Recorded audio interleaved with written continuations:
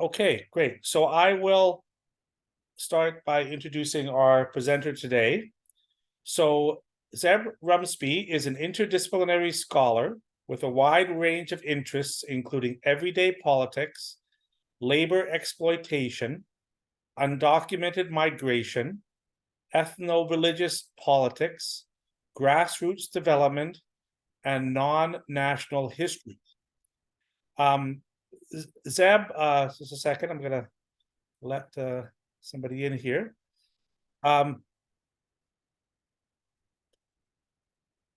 Zeb unites these diverse themes with an empirical focus on Southeast Asian worlds and people.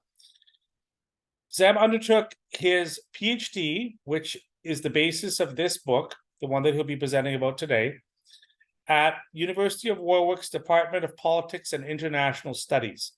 Since then, he has lectured on Southeast Asian politics at Queen Mary University of London, before recently starting a 3-year research fellowship at University of Birmingham. He has published articles in Journal of Peasant Studies, Social Anthropology, Journal of Rural Studies, Asian Studies Review, and Qualitative Research. So Zeb attended the 4th International Hmong Studies Consortium Conference in Chiang Mai in 2017, where actually I first met him. Later, Dr. Rumsby presented a book proposal to our series of the New Perspectives in Southeast Asian Studies at the University of Wisconsin Press, for which I am one of the series faculty editors. We were pleased to send this manuscript out for peer review, since we are very interested in adding more Hmong-related titles to our collection. And Dr. Rumsby's book, which is focused on Vietnam, seemed like an excellent addition for us, considering that Wisconsin is home to one of the largest Hmong American populations in the United States. We were thrilled when the reviews came back very positively, thus making it possible for us to move ahead on publishing his book, which has now come out. And he'll be telling us more about in his talk today. Okay, so Zeb, why don't you share your screen? Okay, let's try this again. So here we go. Can you see the screen? Everything looks good. Okay, please go ahead. Excellent. Well, thanks for your introduction, Ian, and thanks for your support in helping me get this book published, and thanks everyone for attending and showing your support here today. Yes, it's been over 6 years since I met some of you face-to-face in the Hmong Studies Conference in Chiang Mai, which was also the period that I was conducting my primary fieldwork in Vietnam's northern highlands. But my interest in the Vietnamese Hmong started way back in 2010 during a student exchange year abroad, where I was studying Vietnamese language and history in Hanoi. In general, I was enjoying my time there. However, the intense tropical heat was sometimes too much for me to bear as an Englishman used to the cold, rainy weather. And so therefore, my favorite vacations were to go uphill and reach the cool climates of Sapat or Dalat, like here. And on these vacations, I would go trekking led by Hmong or Zhao tour guides, and I would chat with the locals wherever we passed through a village. On one occasion, I was surprised to see a large wooden building with a cross on the top of the entrance. I asked whether this was a church, and the tour guide confirmed, yes, it was a church, and everyone in this village, perhaps everyone in the whole commune, was Protestant Christian, along with hundreds of thousands more Hmong converts across Vietnam. I wasn't exactly expecting this. Previously, I'd been to Hanoi's carefully curated Museum of Ethnology. I'd learned all about the traditional Hmong lifestyles, but also animist customs, the central role of the shaman, and so on. Nothing about ethnic minorities following Christianity in this museum. And I soon realized that in Vietnam, if you want to find out what's going on, like politically, then you look for what's not being talked about. And this was not being talked about. And so I was intrigued. And I started trying to understand more, speaking with both religious practitioners and those who would give a government or communist party perspective. And after a while, I came across this puzzle, which would in turn be the start of my PhD research. So on the one hand, the official state discourses and the religious policy implementation towards Hmong Christianity was very negative. So here we've got a book titled, published in 2001, about Christianity, published in both Vietnamese and Hmong language, or Hmong texts, entitled "Don't Believe the Snake Poison Words." Protestant conversion was accused of being instigated by so-called foreign hostile forces seeking to undermine the Communist Party in politically sensitive borderlands. Alternatively, it was also the uneducated Hmong were blamed for being gullible and duped by troublemakers who were spreading kind of millenarian rumors. And accordingly, state actors attempted to repress and prevent Protestant conversion using sometimes coercive or brutal means to persuade the Hmong to return to their traditional customs. And these attempts have been largely unsuccessful, by the way. So that was the kind of official stance. On the other hand, unofficially, there were these reports from local authorities that Protestant conversion was having positive effects on Hmong society. This is from, again, the state's perspective. Protestants were more likely to wait until the legal age to marry and to register their marriage. There was a women's union that reported that Protestant women were more likely to make use of hospitals and midwives services instead of giving birth at home alone. And I got a hold of this former ideological advisor to the Communist Party's Central Committee, who had even decided that Hmong Protestantism has a progressive religious direction which is closely knit to the nation and conforms to the objectives of wealthy people, strong nation, just and civilized society, and so on. So this kind of disconnect between the official and unofficial narratives is what really piqued my interest. And this led me to spend several months visiting and staying in Hmong villages over 2016 and 17 in the northwest highlands of Vietnam, primarily in Lao Cai and Lai Châu provinces. During that time, I interviewed over 150 Hmong people, led 10 focus groups, and conducted participant observation of religious ceremonies, communal activities, and everyday life. And this book, which has now been published at University of Wisconsin Press, covers a wide array of important topics. This one here, in case you missed it at the start. In this book, I talk about the changing dynamics of upland livelihoods and market expansion, the rise of Protestant pastors as new local elites and political brokers, the competing governmentalities of state-led and church-led development initiatives for impoverished Hmong communities, and the patriarchal bargaining involved in often women-led Protestant conversion. So to make sense of all these kind of quite diverse topics, I developed an everyday political economy analytical lens, which combines the insights of everyday politics and governmentality studies to effectively capture the full spectrum of resistance, subjectification, accumulation, and redistribution that accompanies development at a grassroots level. And my core argument in the book is that Hmong Christianization is seen as both a challenge to government authority in Vietnam's highlands and an alternative pathway to progress and modernity. Conversion has led to conflict between Protestant and non-Protestant communities, which we'll talk about in a bit, and the rise of new religious elites. But many who have embraced and benefited from religious change came from the most marginalized sectors of Hmong society. Religious interactions with processes of development, state territorialization, and market expansion have both empowering and disempowering effects, as Christianization puts Hmong communities on an awkward trajectory of resistance to state authority whilst simultaneously integrating them into the national market economy.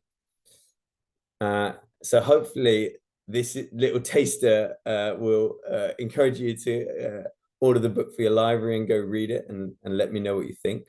But for the remainder of this talk, I will be focusing just on one theme, which is of migration and mobility, and seeing how it relates to religious and economic transformations in upland Vietnam. So firstly, I'll set the scene with a brief overview of Hmong migration history and touch on James Scott's Art of Not Being Governed as a kind of useful way to think about these issues.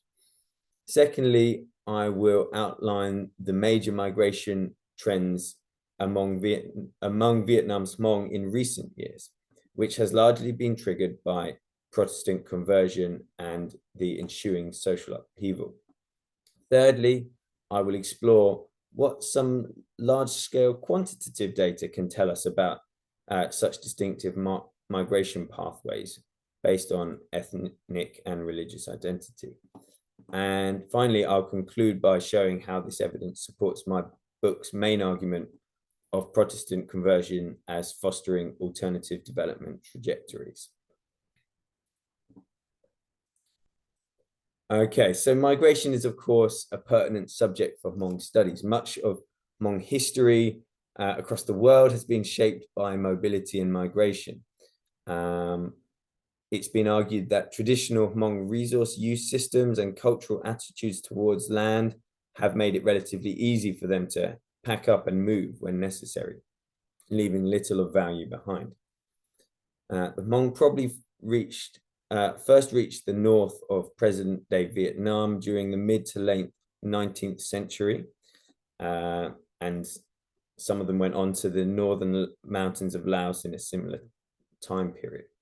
This wave of migration was a product of huge upheavals in 17th and 18th century southern China, as exemplified by the so-called Miao rebellions depicted here. In this period, an expanding Han Chinese population was moving into lands which were previously occupied by other groups, including Hmong Miao speakers. This provoked civil unrest and widespread conflict. And in general, the rebellions were put down and brutally suppressed. And Hmong refugees fled into Indochina as a result.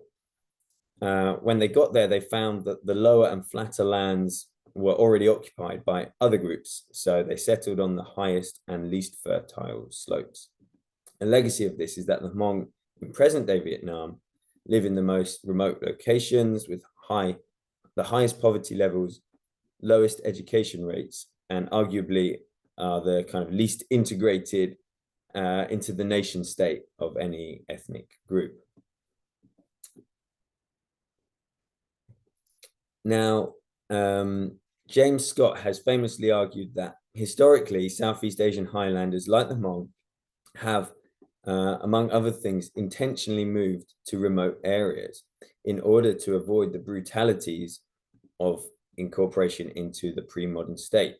So things like taxes, military conscription, diseases, famines, and so on. Before the dawn of distance demolishing technologies like cement roads, radio communications, and so on, lowland empires or states in Southeast Asia could not climb hills very effectively, which apparently made the highlands a zone of refuge for those wanting to keep the state at arm's length.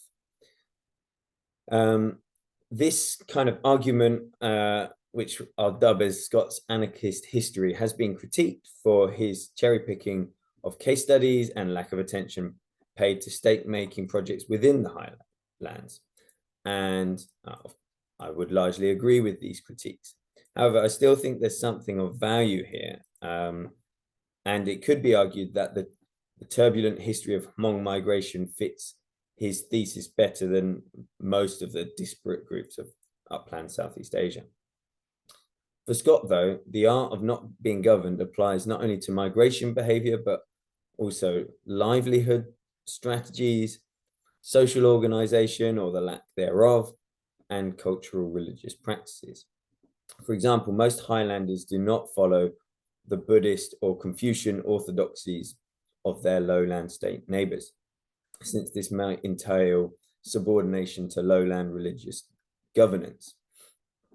Instead, when Western missionaries brought Christianity to Asia, then it was embraced by many upland groups and seen as a more preferable world religion, creating a place for new elites and an institutional grid for social mobilization. In Scott's words, Christianity offered the opportunity to be modern, cosmopolitan, literate, and still Hmong. Now, James Scott explicitly limits this not being governed thesis to the pre-World War II era.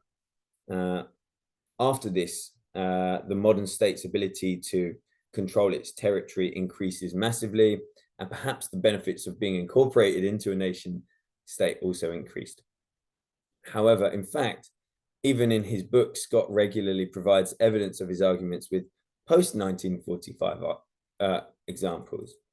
And other scholars have also found his ideas to be relevant to more recent social phenomena in upland Southeast Asia. Therefore, in my opinion, Scott certainly has overemphasized the importance of his argument in historical Southeast Asia, but has also perhaps overlooked the extent to which these dynamics may continue to play out within the modern nation state. So let's move up to contemporary Vietnam, or to be more precise, upland Vietnam's recent migration history starting from the 1980s. So for reasons which I unpack more thoroughly in the book, Hmong Christian conversion has caused significant social conflict as converts disowned many traditions of their ancestors, and this angered their relatives and neighbors. To make matters worse, the Vietnamese state took a very hostile approach to Hmong Protestant conversion, which was declared illegal. Local police and officials resorted to intimidation, arrests, confiscation of property, and even physical beatings in the attempt to encourage converts to give up their new faith. This kind of police or state persecution was often in partnership with non-Protestant Hmong villages. So many Hmong Protestants responded to this by packing up and moving elsewhere. And through my interviews with both Protestants and non-Protestants in different provinces, as well as with local government officials and well-informed church leaders, I have pieced together the complex movements that constitute recent Hmong mobilities in Vietnam. Firstly, there was plenty of these kind of small-scale migrations. So Hmong converts who were in a majority non-Protestant village might move to a neighboring village after converting in order to avoid social ostracism and find other Protestants. This has kind of polarized religious affiliation among Hmong communities, with migrants gathering in Protestant majority villages or districts, whilst emigrating regions have hardly any Protestants left. This in turn created what one interviewee described as an antagonistic distance through the middle of Hmong society. these days, many Hmong teenagers or young people growing up in Protestant villages have no non-Protestant Hmong friends or acquaintances. And the same is true, vice versa, with young non-Protestants growing up without having any acquaintances. And of course, this is never a good way to kind of heal a religious divide or try and understand the other. So secondly, several thousand Hmong Protestants have moved from one area of northern Vietnam to another. And this is this is a more longer scale migration, and primarily from the state monitoring of Ha Giang province in the north to the more sparsely populated Lai Châu and Điện Biên provinces. So this migration is represented by the big black arrow number 2 on the map. And I've called Điện Biên province a kind of wild west in that there was it was very kind of sparsely populated and apparently the local authority kind of overview of the province was not particularly strong, and a lot of irregular migration was able to occur without kind of registering or asking for permission. For those of you familiar with the 2011 Hmong millenarian activity in Mueang Nhé, this is in Điện Biên province. But it's worth noting here that Protestants have been migrating into this region long before 2011. I take it for granted that migration decisions are always at least partly based on economic considerations. For example, to take advantage of more fertile or less densely populated frontier lands. And of course, this is not limited to Protestants, as we will return to later. Thirdly, a major destination for Hmong Protestants is the Central Highlands, which is indicated on this long black arrow to the right of the map, number 3. The Central Highlands is a region spread across 5 provinces and bordering southern Laos and Cambodia. This area is the indigenous home of several other ethnic minorities with their own unique histories and complex relations with state building and colonial projects. Some Central Highland groups are also majority Christian, although conversions have taken place over a much longer time period than with the Hmong.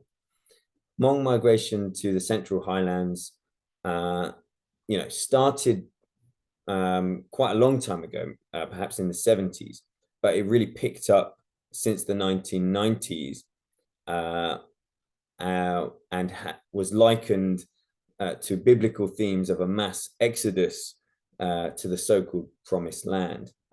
Upon arrival, Hmong immigrants would generally set up new villages in isolated hills far away from main roads or towns, where perhaps state encroachment was more difficult.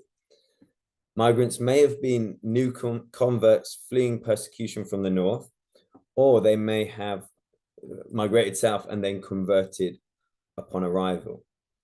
Either way, official estimates are that a good 45,000 out of the 50,000 Hmong in Central Highlands are Protestant.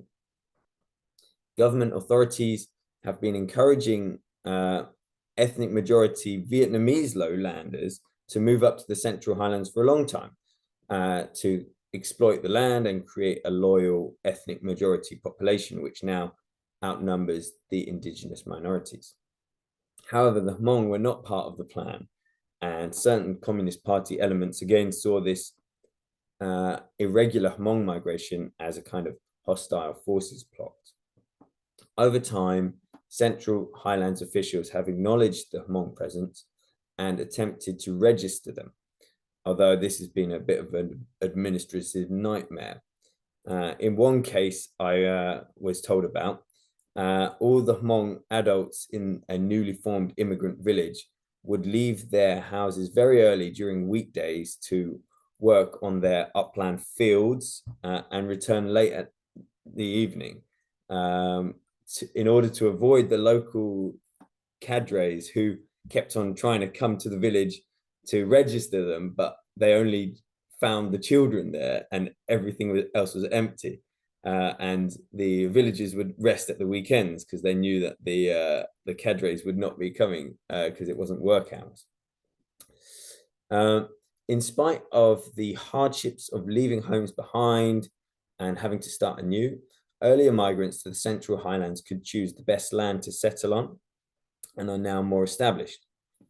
More recently, it's rumored that there's no more free land left, thus making migration less attractive now than before. Furthermore, some tensions have emerged with indigenous ethnic minorities who blame the Hmong newcomers for cutting down all the trees in their free land. Nevertheless, Hmong migrants report that there is much less intrusion on religious activities in the Central Highlands, so perhaps they have reached their promised land, or at least some religious freedom. The fourth migration route leads across the border into Laos, and for some all the way to Bangkok in Thailand and beyond. Many Hmong Protestants from Vietnam fled religious persecution to Laos, only to experience poverty and precarity without legal recognition. In some cases, Vietnamese police appear to have cooperated with their Laotian counterparts to track down Hmong migrants, arrest them, and bring them back to Vietnam. As with refugee experiences across the world, migrations were multi-staged and non-linear, with Hmong Protestants moving somewhere new temporarily before sometimes being chased home by police or realizing that the new context was economically untenable and having to move again. I don't have time now to talk about the Vietnamese Hmong refugees who are claiming asylum in Bangkok, but maybe we can talk about that later if you've got questions. So yeah, that was the fourth group. So plenty of migration happening. Of course, the majority of Hmong Protestants have not migrated, but remain living in their home villages.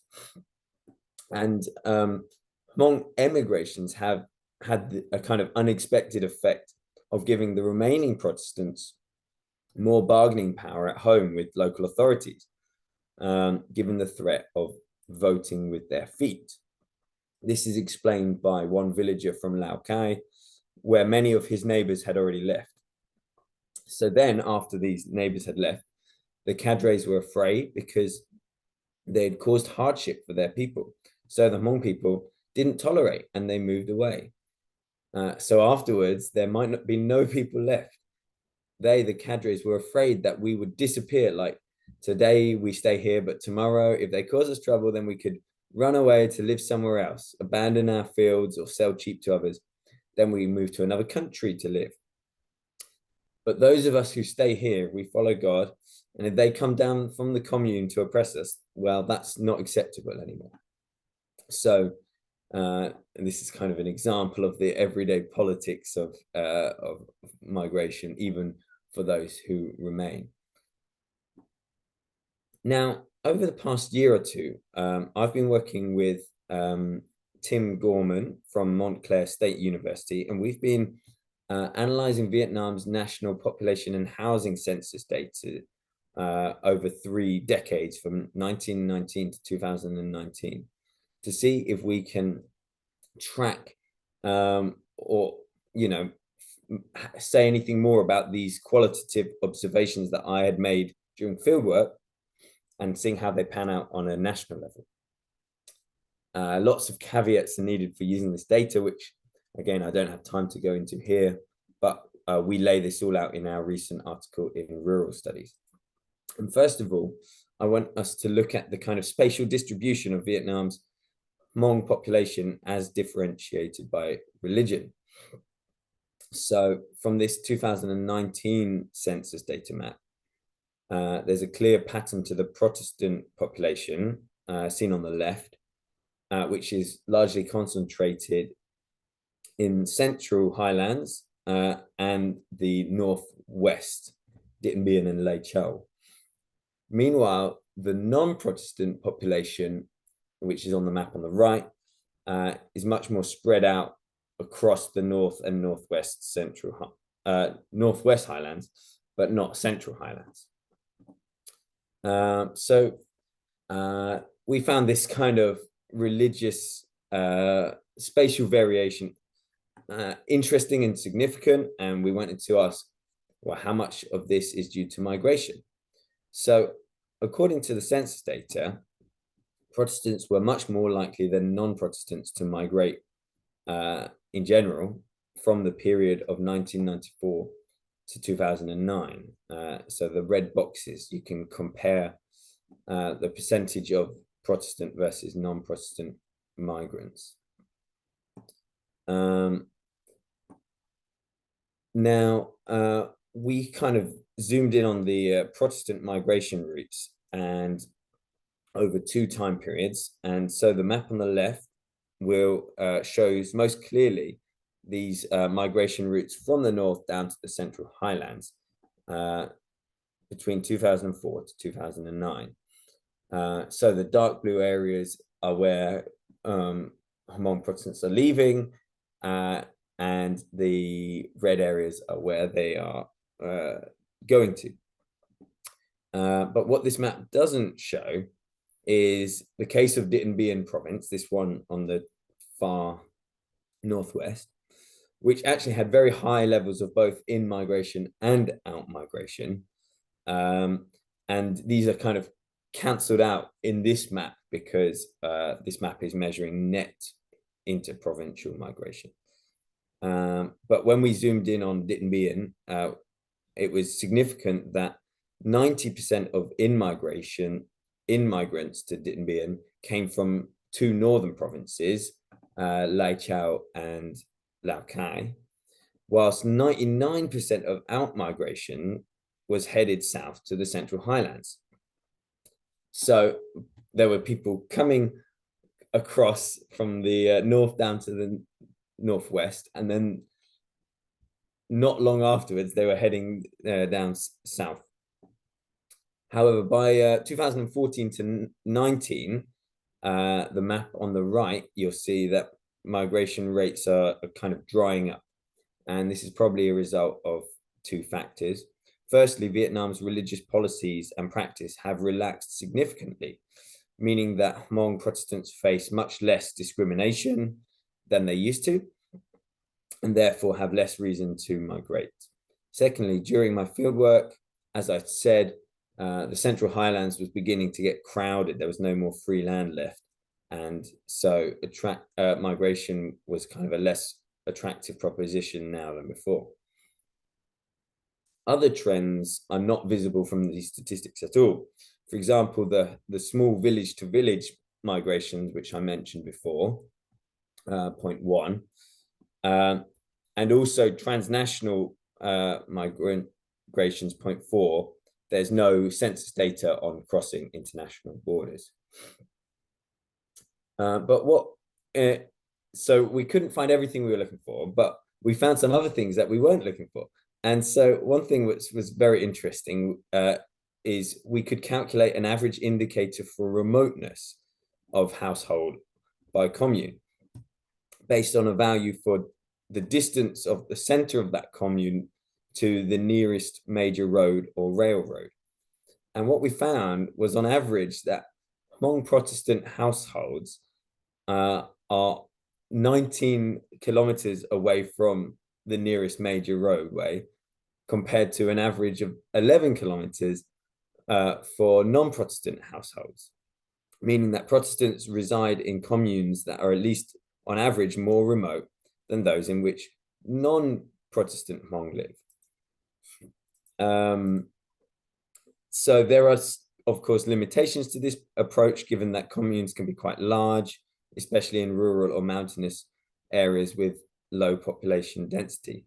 Nevertheless, there is a clear and positive relationship between remoteness and Hmong Protestants as a share of commune population, as evidenced in this scatter plot diagram. So the Vietnamese term for remote areas, Vùng Sâu, Vùng Xa, has a legal definition as sparsely populated areas far from economic and cultural centers, often with underdeveloped backward economies. These areas are explicitly associated with areas where ethnic minorities live, and the term carries connotations of lacking both development and civilization.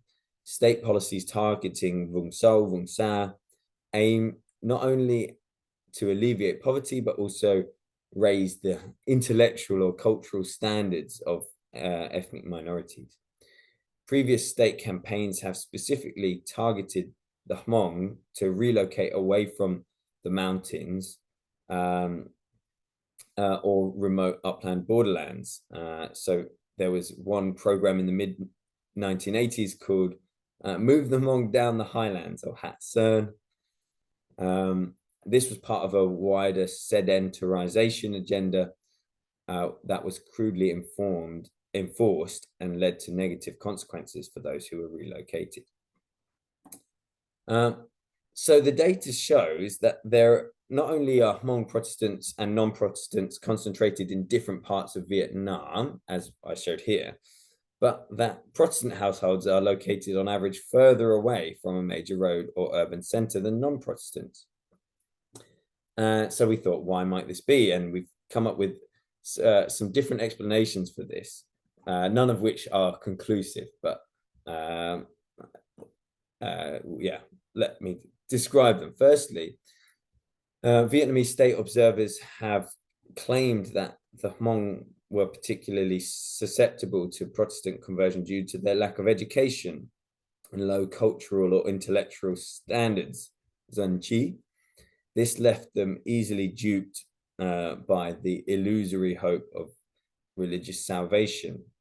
So from an official and fairly kind of pejorative perspective, this correlation between remoteness and religiosity could perhaps be explained by contending that the further Hmong, the more remote Hmong, the further they live away from lowlands civilization, quote unquote, the less educated and cultured they will be.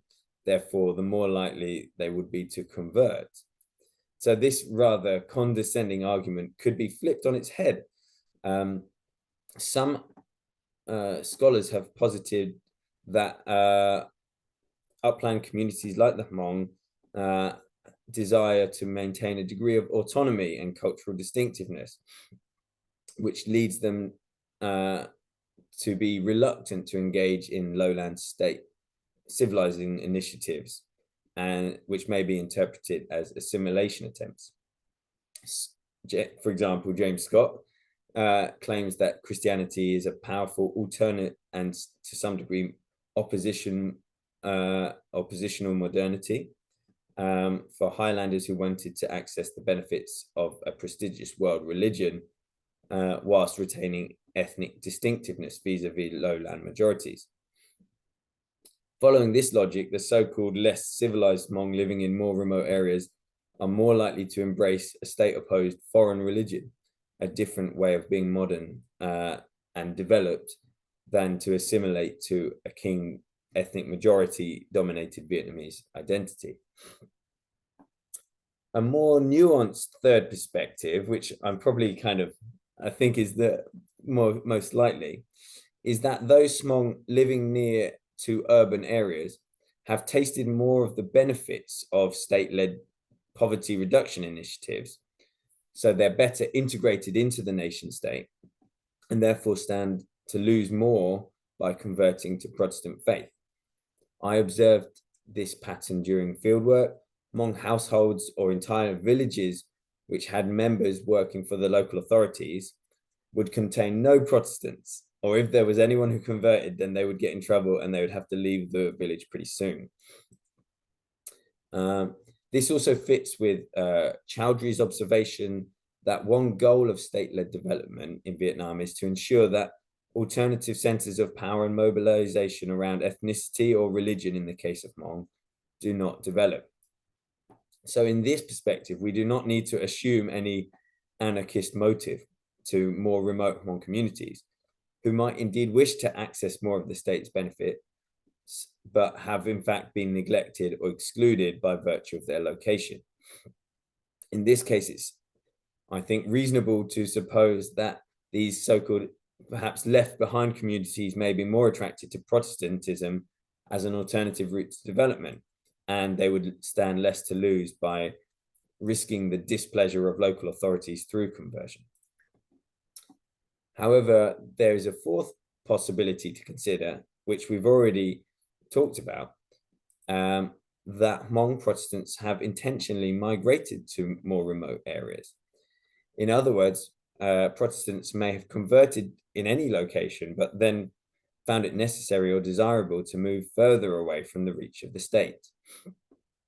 As discussed earlier, Protestants were much more likely to migrate than non-Protestants in the 90s and 2000s, often in response to religious discrimination or harassment by local authorities and non-Protestant neighbors. And many of these migrants actively sought somewhere further away from the influence of local authorities. For example, the wild west of sparsely populated Điện Biên province. The implication of this would be that Hmong Protestants are following what Scott claims to be a long-standing tradition of state evasion, although the data does not provide an account of which came first. Was it conversion followed by migration, or migration followed by conversion? I don't know. By focusing on Protestantism, I do not mean to downplay the religious vibrancy and heterogeneity of Hmong communities in Vietnam.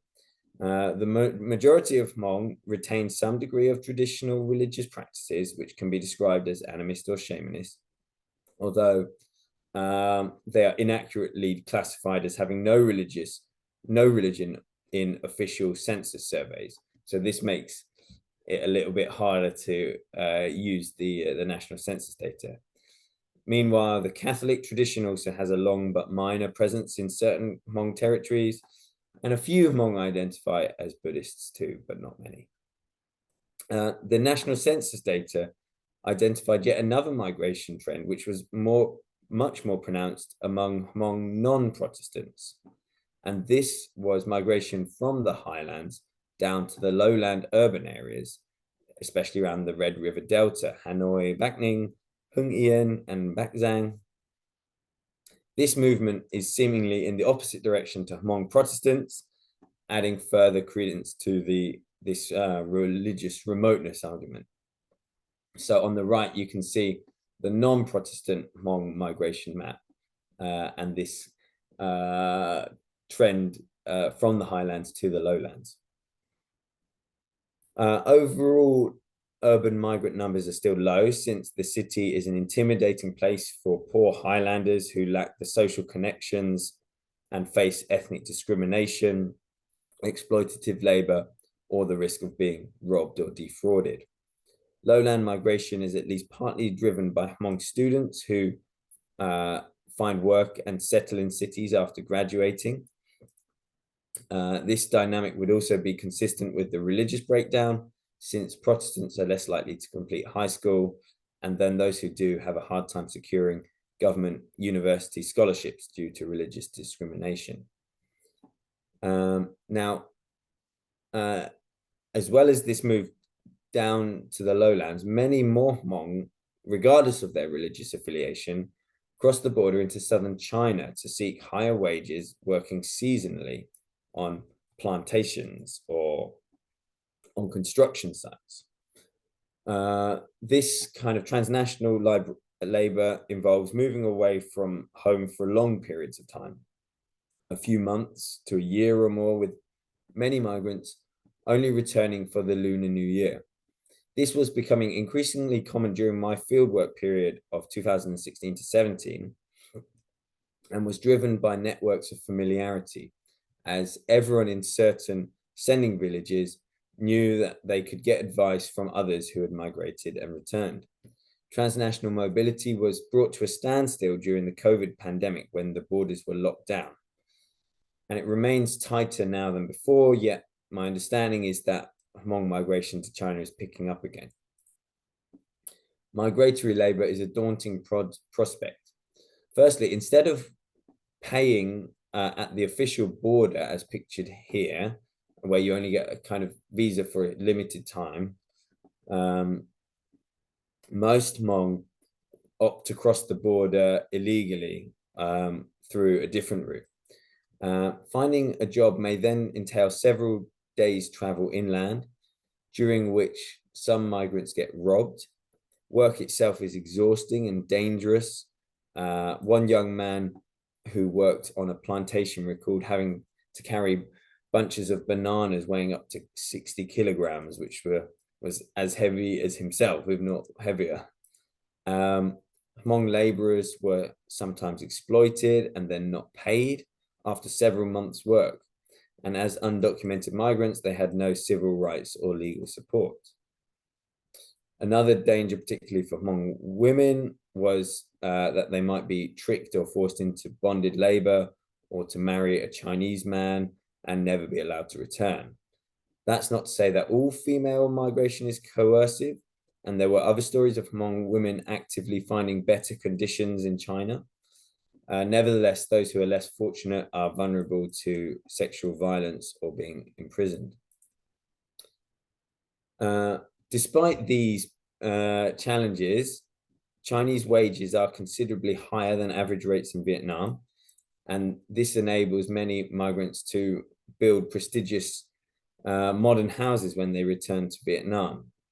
These symbols of status then in turn encourage more young Hmong people who want to build their own houses or who have perhaps ended up heavily indebted. So China is seen as a kind of get-rich-quick option, but there's a price to pay.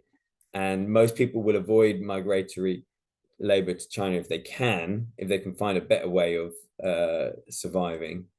And those who return safely with a profit usually kind of retire from the back-breaking work then and don't go back for a second time. In addition to the above risks, Hmong families with any connection to the local authorities do not send anyone to work in China since they don't want to be associated with illegal cross-border activities. And along with government officials, Hmong Protestant leaders are also concerned about the negative social impacts of emigration on the home community, which arguably outweigh the economic benefits. So to bring this talk to a conclusion, we have covered a lot of ground, both metaphorically and geographically. And I want to re-emphasize that migration is just one theme which I cover in my new book. There are other important dynamics intersecting with religious and economic transformations in Vietnam's highlands, livelihood strategies, local elite contestations, gender relations, and so on. But I can't talk about everything now, otherwise you might not read the book. But to summarize, Hmong Protestant conversion has triggered and accelerated significant migration flows both within Vietnam and across borders. Tens of thousands of Hmong Protestants have migrated either short distances to neighboring villages or long distances, most notably to the Central Highlands. This has resulted in a polarization of Protestant and non-Protestant communities. Religion is by no means the only factor at play. It intersects with other important socio-economic transformations, including capitalist market expansion into the highlands, state development and migration policies, the coffee boom in the Central Highlands, and so on. Nevertheless, on one level, Vietnam's Hmong Protestants appear to be somewhat aligned with Scott's keeping this state at arm's length thesis by either living or actively moving to remote areas or more remote areas than their non-Protestant counterparts. In this way, remoteness can be seen as a choice, a strategy, not an intrinsic characteristic. Rather than migrating to more densely populated urban areas, Hmong Protestants are more likely to move to remote rural ones. In this way, the spatial distribution of the Hmong reflects their agency and mobility. In contrast to standard narratives about backwards remote areas, this data indicates the existence of an alternative development trajectory based on a combination of remoteness and mobility. Migration strategies and mobilities were not derived purely or even primarily from avoiding the state, but were also driven by the hope of a better future. Religious and economic motivations converged as interviewees spoke of fleeing not just persecution, but also grinding poverty. And migration was seen as the search for a better life, both spiritually and economically. This resonates with Philip Taylor's seminal work on alternative trajectories of rural rural development in Vietnam. And he highlights the unique set of resources that rural people deploy, including moral and religious logics, reserves of connection and knowledge, and strategies of mobility and communalism. That's not to say that Hmong Protestants have always been successful in achieving their desires of religious freedom or a decent life. Some who migrated abroad found themselves out of the frying pan into the fire of further hostility from foreign authorities or destitution on the run. The high levels of both in-migration and out-migration in Điện Biên province suggests that it became something of a transit point for those trying to get out of the hostile far north, but they found Điện Biên did not provide the necessary socio-economic conditions for settling down permanently. Nevertheless, Hmong Protestants appear to be carving out alternative pathways to modernity outside of the state's development vision, which they might have deliberately rejected or else been excluded by virtue of their geographic and social marginality.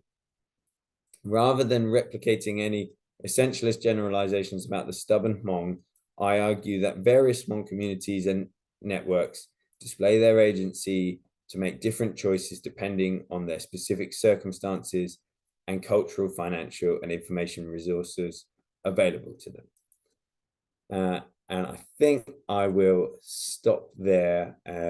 Thanks for listening, everyone.